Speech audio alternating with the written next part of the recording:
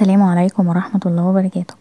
ازيكم يا بنات؟ يا رب تكونوا بخير. فيديو النهاردة ان شاء الله فيديو روتين تحفيزي وتشجيع، يعني ان شاء الله تشوفوه كده وكل اللي وراها حاجة تقوم تعملها. زي ما انتم شايفين كده المطبخ يضرب يقلب، كل حاجة على بعضها، كوبايات واطباق وحلل وشنط في الارض ورخامة عايزة تتمسح وحاجات عايزة تتلمع زي ما انتم شايفين كده. يعني عايزة بقى قلت اعمل معاكم المطبخ كده ويبقى روتين تشجيعي، كلنا نشجع بعض، كل اللي وراه حاجة يقوم يعملها. وزي ما انتم شايفين كده زبالة قد كده عايزة تترمي، الباسكت كان فيه والشنطة الكبيرة دي برضو كان فيها. والله يعني عايزة اقولكم المطبخ خد مني تقريبا تقريبا ساعة تنظيف بس واغسل المواعين وكده. هنا اول حاجة بعملها بفضي المطبقية اللي بصفي عليها دي الحاجة، بفضيها الاول من كل حاجة فيها وبعدين احط بقى الحاجات اللي انا لسه هغسلها، يعني مبصفيش مواعين على مواعين. هنا عندي اللي هي بتاعت فيري دي، يعني كنت جايباها، فلما فضيت بقى خليتها وبجيب انا جركن الصابون الكبير فباخد منه افضي هنا واخلي دي بقى الصغيرة دي على الحوض، اخد منها تبقى خفيفة على ايدي يعني ما تضايقنيش. بس فكنت بقى بغسل الطبق ده طبق غويط عشان احط فيه الصابون واخففه واغسل منه المواعين. ما بعرفش انا اقعد اخد على الليفة كده شوية صابون بشوية صابون يعني.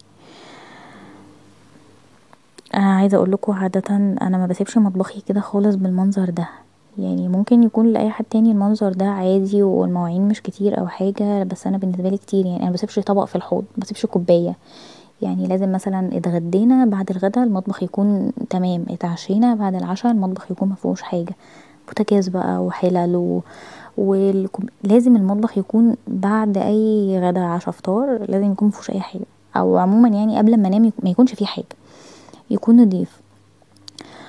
فاليوم ده انا كنت تعبانة جدا وما قدرتش حقيقي اعمل اي حاجة قبل ما انام، فسيبته بقى لتاني يوم. وكان ده المنظر بقى تاني يوم بعد الفطار بقى وكده، فكان ده منظره حقيقي يعني شكل لا يسر حد ابدا يعني. عموما انا اصلا يعني انا بحس ان طول ما المطبخ رايق الشقه كلها رايقه، حتى لو شقه مكركبه ولعب مرميه هنا ومش عارف ايه، لا بس انا بالنسبه لي المطبخ عشان انا بقضي فيه اطول وقت ممكن، انا بحبه طول الوقت رايق ونضيف وريحته حلوه كده، يعني حتى بحس ان انا واقفه مرتاحه نفسيا. ولما بنام والمطبخ رايق لا يعني حقيقي فكره انك تنامي والمطبخ ما فيهوش حاجه، بتصحي تاني يوم كده فريش كده، انتي مش وراكي حاجه. او انا كده بحس ان انا مش ورايا حاجه، طالما المطبخ مفيهوش حاجه انا مش ورايا حاجه، هو الاكل هعمله وخلاص. فهنا بقى كنت بغسل بقى المواعين. انا قلت افضي الحوض الاول، هو في حاجات تاني يعني انتوا هتشوفوني كل شويه عماله اجيب حاجات واغسلها، بس انا قلت افضي الحوض الاول من كل الحاجات اللي فيه وبعدين اكمل بقى الباقي يعني. يعني انا اول حاجه ببدأ بيها في المطبخ لو الحوض مليان مواعين زي ما انتوا شايفين كده، افضي الحوض الاول وبعد كده بقى ابدا اخد بقى اللي على البوتاجاز على الرخامه كده هنا هنا هنا، بس لازم افضي الحوض الاول. معرفش اقف في المطبخ والحوض فيه مواعين، حتى وانا بعمل الاكل برضو لازم اول باول كده بقعد اغسل ورايا المواعين اللي انا بعملها من الاكل، لازم اغسلها، محبش الحوض ابدا يبقى فيه اي حاجه وانا بغسل مواعين.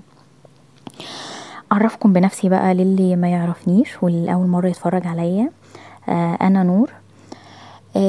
وعاملة القناة دي بقالي فترة كبيرة جدا، يعني تقريبا من 2016، وقفلتها فترة كبيرة قوي. يعني ندردش مع بعض بقى اقول لكم انا قفلت القناة ليه. والدتي كانت عملت عملية كبيرة في ايه، انا عاملة القناة في 2016، والدتي عملت عملية في 2019 في شهر 1 2019، عملية كبيرة. وطبعا يعني ما كانش عندي وقت خالص ان انا يعني اعمل فيديوهات وكده، لاني يعني انا معنديش اخوات وانا بنت وحيدة، فكنت انا اللي شايلة كل حاجة بقى، فما كانش عندي اي وقت فقفلتها. وجت بعد ما والدتي، انا كنت مخطوبة وقتها وقت العملية، بعد ما ماما يعني الحمد لله قامت بالسلامة وكده، فبقيت بحضر لفرحي اللي هو كان في شهر 7. يعني ابتديت بقى انزل اجيب الحاجات اللي ناقصاني واروح شقتي واشوف فيها ايه والحاجات دي كلها، فبرضه ما كانش عندي وقت ان انا اشتغل تاني على القناه. جيت اتجوزت في شهر 7، قلت بقى هبقى فاضيه بقى هشتغل بقى تاني على القناه وكده. حصل طبعا ان انا حملت. الحمل بقى واول حمل وبيبقى تعب وواحده مش واخده على الحاجات كده وبتاع. ففترة الحمل قضيتها اصلا عند ماما يعني. فبرضه معرفتش ارجع تاني للقناة. قلت بعد ما اخلف، بعد ما ولدت والحمد لله قمت بالسلامة وجالنا ادم نور الدنيا ربنا يبارك فيه. آه مش عارفة يعني لا الامومة برضه مش سهلة. انا كنت فاكرة الموضوع سهل وكده بس لا، ما كانش عندي وقت برضه. دلوقتي بقى الحمد لله يعني ادم اللهم بارك بقى عنده 2 سنين. فقلت بقى يعني وانا عندي وقت فاضي كتير، فقلت ارجع تاني القناة ونشتغل عليها واسلي نفسي برضو وارجع بقى لحبايبنا تاني. بس هو حاجة تشغلني وكده يعني. ده يعني كل حاجة هو قلتلكوا كل حاجة عشان كان في ناس برضو يعني كنت يعني كانت متابعاني من زمان، فلما رجعت تاني دلوقتي بيبعتولي على انستجرام انتي كنت فين وبتاع وكده. انا هو موجودة وهو ده كل اللي حصل، وعشان كده بعدت الفترة اللي فاتت دي كلها يعني حوالي 3 4 سنين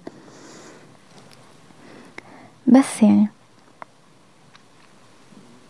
هنا بقى كنت خلاص يعني قربت اخلص الحوض. يعني كان ببسط، انا ببسط لما بشوف الحوض يعني الحاجات اللي فيه بتخف كده.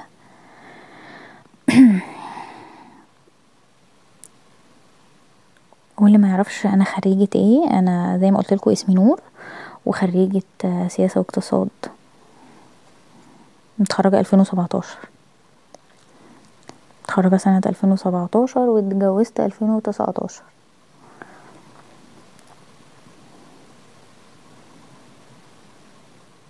هنا بقى هبتدي بقى اجيب الحلل واحط بقى في حلل في حلل في حلل في حلل. اوحش حاجة بكرهها في المطبخ كله هي موضوع الحلل ده، خصوصا لما بتكون كتير كده بزهق يعني حقيقة.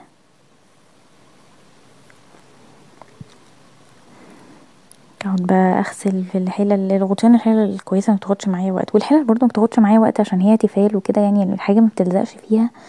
بس انا بكره غسيل الحلل، يعني معرفش ليه.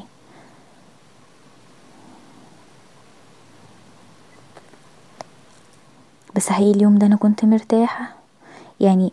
اصلا بالليل كنت نايمة حاسة ان انا يعني عمالة افكر عايزة اقوم اخلص المطبخ، والله تفكيري في المطبخ خلاني مش عارفة انام كويس.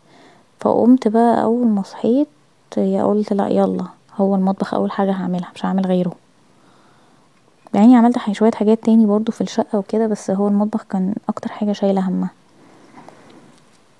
لان زي ما قلتلكم ما بعرفش اقف فيه وهو بالمنظر ده خالص، او انا ما بسيبوش كده اصلا عشان يبقى بالمنظر ده.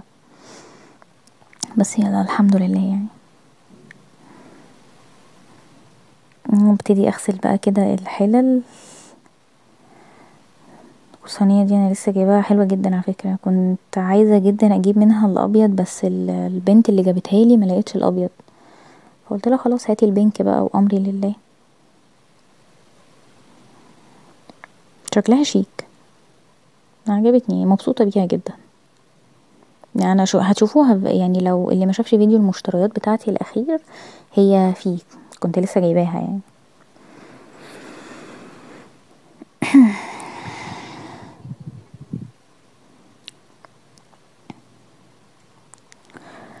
خلاص الحمد لله الحوض اهو قرب يخلص، ونبتدي بقى مع بعض نعمل في الرخامة وبقية الحاجات. هتلاقوا فيه بخار طالع كده. انا مبعرفش اغسل المواعين خصوصا الحلل غير بمية سخنة.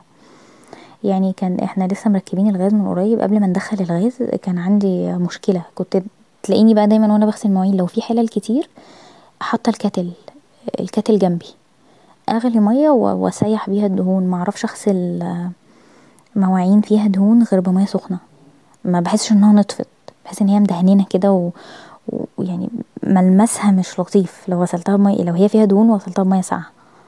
مفيش ميه في البتاع. لو السخان مثلا اللي كان عندي كهربا، لو ما كنتش مشغلاه وما كانش فيه ميه في السخان كنت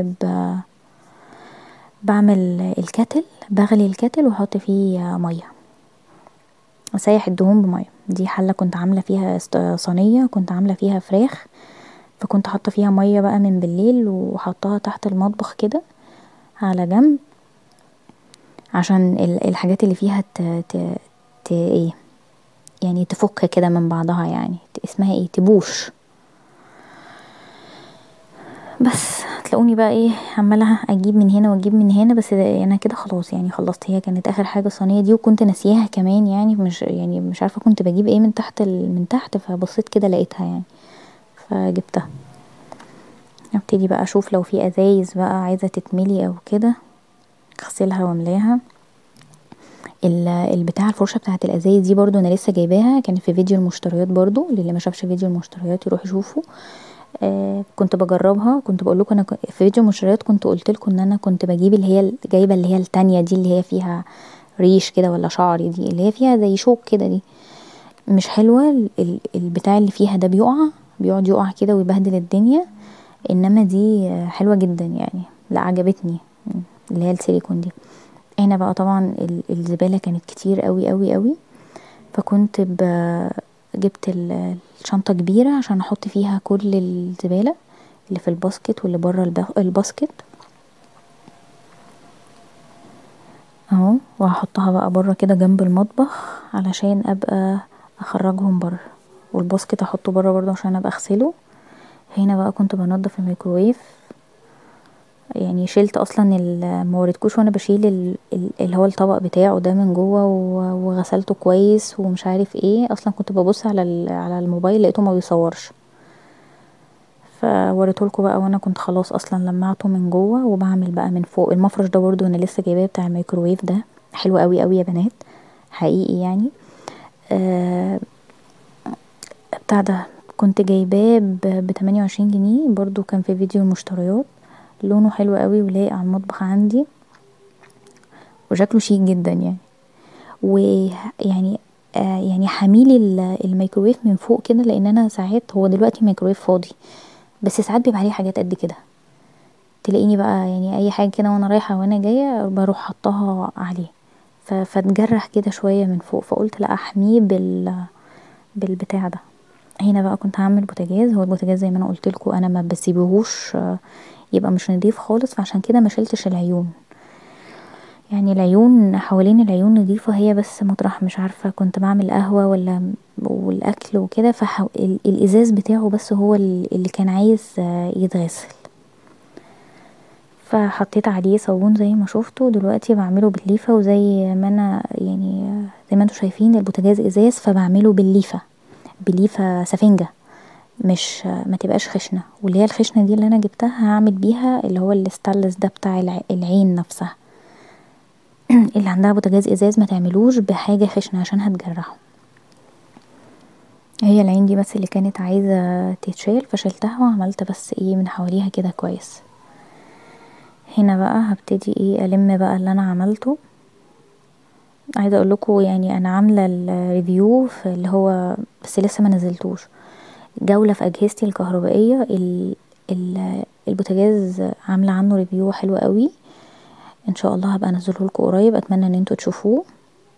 يا ريت بقى وانتوا بتتفرجوا عليا اللي اول مره يشوفني ما تنسوش تشتركوا في القناه وتعملوا وتفعلوا زر الجرس وتعملوا لايك للفيديو ده.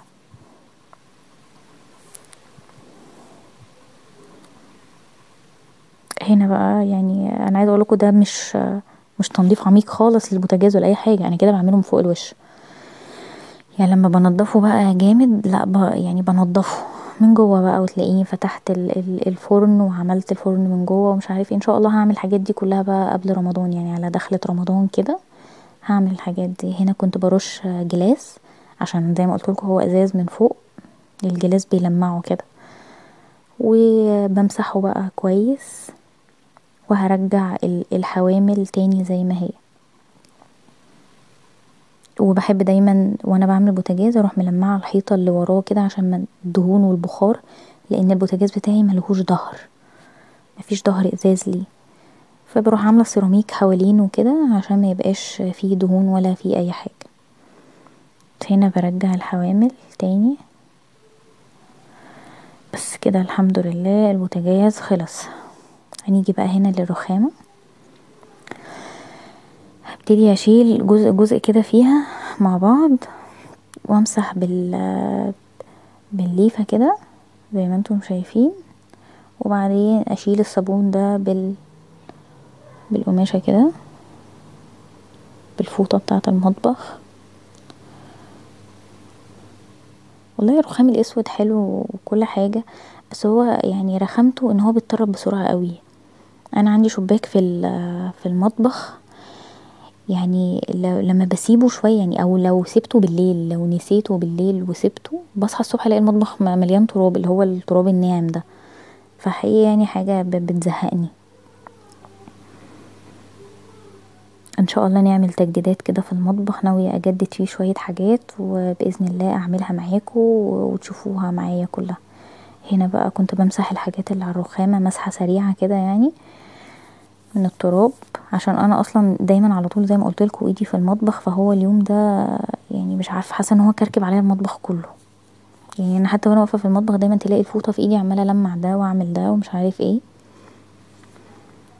هنا هشيل كل حاجه بقى وهمسح بالليفه بتاعه المواعين كده، زي ما قلتلكوا بعمل معاكم جزء جزء.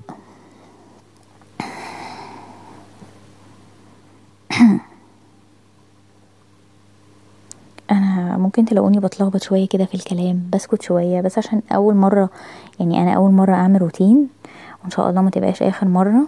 اتمنى ان هو باذن الله يعجبكم، بس انتوا شجعوني يعني، لو عايزين فيديوهات من دي كتير قولولي في الكومنتات. هنا بقى كنت برص كل حاجه تاني مكانها، يعني انا بعمل جزء جزء، والحاجه اللي تخلص برصها تاني مكانها. نيجي بقى للجزء ده، الخلاط والكتل. وانا بعمل الفيديو بتاع الجولة بتاعت الأجهزة، نسيت اعمل نسيت اوريكم الخلاط بتاعي. والله بجد انا افتكرت دلوقتي، بس انا خلاص اصلا منتجت الفيديو، بس يعني مش هينفع اعيد تاني، يعني المونتاج بياخد وقت جامد جدا وانا بزهق بصراحة وانا بعمل مونتاج. فانا نسيت اقول لكم الخلاط بتاعي نوعه ايه. هو الخلاط بتاعي براون، ونسيت كمان المكوة تورنيدو للي هيشوف الفيديو بتاع الجولة في الأجهزة. الخلاط بتاعي نوعه براون، والمكوة تورنيدو. هنا بقى كنت خلاص خلصت الرخامة كلها، ورجعت تاني بقى للحوض عشان خلاص اخلصه خالص وامسحه، يعني اغسل بقى الحوض. هنا بغسل الليفة بتاعت المواعين، خلاص انا كنت خلصت ومفيش اي مواعين تاني خالص. هرش رش الصابون بقى كده في الحوض، وانا عاملة ليفة للحوض لوحده يعني، بتاعت الحوض بس. اكيد كلنا يعني، اكيد كلكم كده يعني، يعني لازم يبقى فيه ليفة مخصوصة للحوض. هغسل بقى الحوض كويس زي ما انتوا شايفين كده، والصفاية بتاعته برضو هغسلها كويس.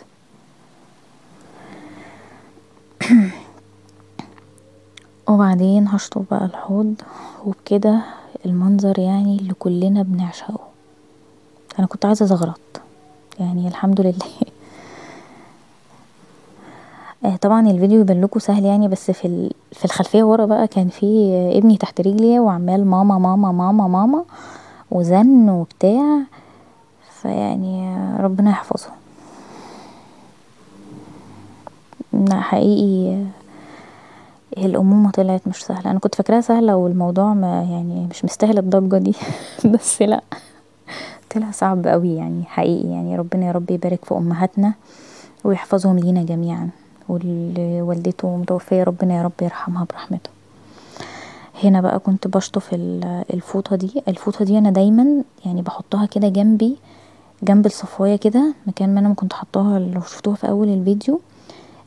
علشان انا مش بحب مطبخي يبقى فيه ميه، عشان لو مثلا ايه وانا بودي يعني، وايدي كده بتروح للمطبقية تحط حاجة عشان تتصفى، فبنقط ميه، فالميه بدل ما تنزل على الرخامة وتسرح بقى وتروح كده وكده، تنزل على الفوطة دي. وبالليل طول النهار حطاها، وبالليل قبل ما انام بغسلها زي ما انتوا شايفين كده، واروح حطاها واروح حطاها على الحوض كده تنشف، اصحى الصبح الاقيها ناشفه.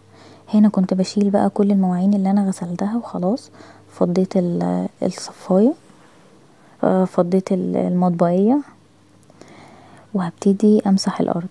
شلت بقى الفرشة اللي في الارض اهي وهبتدي امسحها زي ما انتم شايفين معايا كده. احلى شكل الواحد بيحبه. هنا كنت خلاص مسحتها وبفرش بقى الفرشة تاني وخلاص. الحمد لله، اللهم لك الحمد والشكر. هنا خلاص كنت خلصت. بوريكم بقى شكل المطبخ بعد ما خلص. ياه، اشهد ان لا اله الا الله. الحمد لله. مطبخ طبعا فرق خالص خالص خالص. ده شكل المطبخ. هنا بقى كنت نورتلكم النور اللي انا عاملاه ده، وقلت اوريهولكوا برضو بالشكل ده. متنسوش تعملوا لايك للفيديو وسبسكرايب للقناة. كده الفيديو خلاص خلص. اتمنى يا رب الفيديو يعجبكم. متنسوش تقولوا لي رأيكم في الكومنتات. باي باي.